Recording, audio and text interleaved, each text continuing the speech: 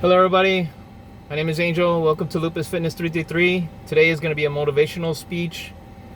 Please like and subscribe. So what I want to talk about today is number one, when I do these speeches, I write them down, but I rarely ever actually read what it says. I kind of stick to the points so that it comes off authentic. But here's what I want to say. The main point is this. I want you guys to understand that your pain that you're feeling right now, whatever disease you have, I want it to be a reminder to you to become extraordinary. Because like I've said before in the other speech, whether you like it or not, you have it. And you're going to have to do things outside the box. And it's going to be hard. It's not going to be easy, man. For sure, it's not. If it's not easy for the people who are healthy and don't have a disease that hinders them, imagine, how can I say this? For us, it's going to be twice, maybe even 3 times harder. Because we have to rewire our brain to do it differently. You understand? And that within itself is a challenge. Sorry, I gotta move the car a little bit forward. It's all right. I'm already parked. I'm just moving it forward because I don't want to be blocked in. There's another guy who's there. Anyways, so the reason why I say that I want you to have your pain as a reminder to commit to being extraordinary is, again, you are no longer in the threshold of doing things normally. You now have to do things in an, I want to say, extraordinary way so that you guys don't feel bad. But in reality, it's an unorthodox way. You're going to be doing it in ways that people are going to look at you like, what the hell? Why they do it like that? And what's funny about that is that eventually you're going to start to see the power of your mind. That's how it came to me, because the way I learned it was simple. I had to take off my shirt. I couldn't. The pain in my joints was too, how do I say it? It was too harsh. It hurt real bad. So I know that sounds silly, relearning how to take off my shirt. Even to me, that's kind of funny, talking about it now. But I was able to, how do I say it? I was able to look outside of myself and see how I was doing it. Because obviously I usually took off my shirts like this when I was okay, before the disease. Now I had to learn how to do it with one hand. I remember I saw a video and this guy did something where he did it with one hand, and I was like, maybe I could do that. But I couldn't either, so I got stuck. So I was like, all right, that doesn't work because I can't lift my shoulders or my arms up past this point, past my chest. I couldn't do it. So I was like, how do I do this? And just you committing to, just think of it like that.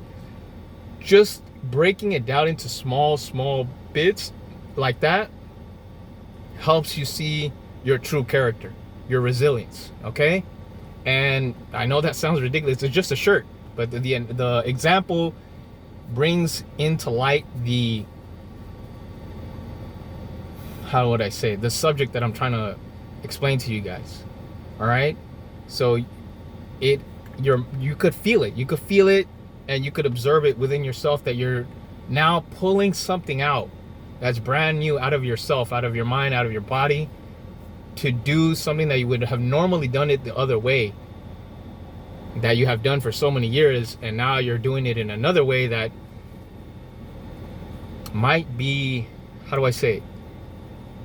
Might be enjoyable, might even tickle you, because you're like, wow, I didn't know I was capable of that. You understand? So here are my notes. I have my notes here. Yeah. So that was the point. Pushing us to rewire our brains to think outside the box. All right? You're gonna be stuck somewhere in your journey. You can't look at this as a failure anymore. You have to look at it as an opportunity for you to rewire your mind to do it another way that's optimal for you. You understand?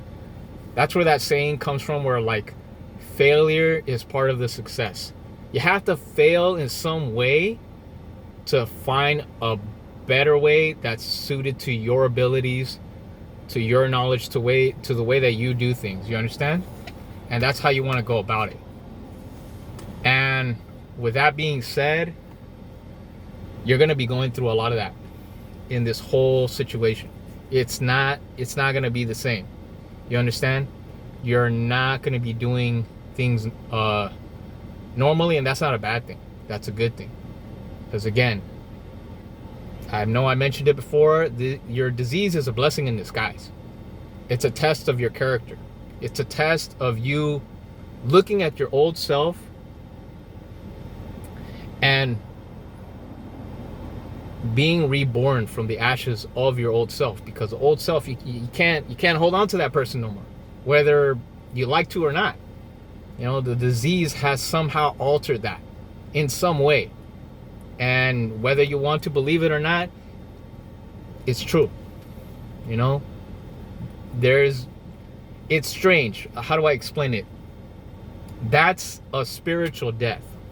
Not to make it religious or, you know, esoteric or anything like that. It really is a death of an old life and the beginning of a new one. But you have to accept it that it's a death, or else you won't grow. You'll get in a state of insanity. And if you know what the definition of insanity is, it's basically doing the same thing every time expecting a better result. You understand? It's like I'm trying to flip the switch and the light doesn't turn on and I'm getting upset, so I'm just flipping the switch more and more and more. It's something's not right. Either the wires are not connected, or maybe some of them got burnt out. I don't know, but I can't expect to be doing the same thing. If it's already not working, why would I expect it to work all of a sudden just off of my persistence, you know? So maybe that's a bad analogy, because there are some people who are going to say, oh no, if you persist, it might work. Sure.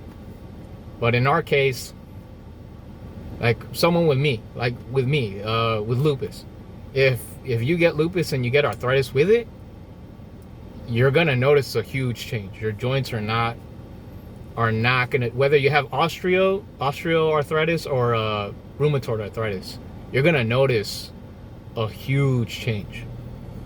And in the beginning, it sucks. You understand? Same thing with people with cancer. My mom had cancer. It depresses you. It puts you in a state of your mortality is being, how do I say it? It's being tested. Now, everything has lost its flavor. Everything becomes gray. Or at least that's how I saw my mom live through it. And she survived it. But it was not fun. The joy is sucked out of you. And I don't know. Maybe you guys have felt the same thing. You know, it does affect you psychologically. And so I want you guys to understand that these videos that I'm doing with the exercises, obviously I'm trying to implement the motivational speeches. I want you to know that just because it's hard doesn't mean it's impossible. It's just going to take you time, resilience, and how do I say this? A practical positivity. So by that, I mean, you're not going to be doing leaps and bounds with positivity, man. It's just not possible. It's not everybody has that ability. And like I said, if you are expecting to jump from the bottom of the mountain to the summit, yeah, that's not gonna work, bro. It's not. That's not how it happens. You understand? So you got to do baby steps.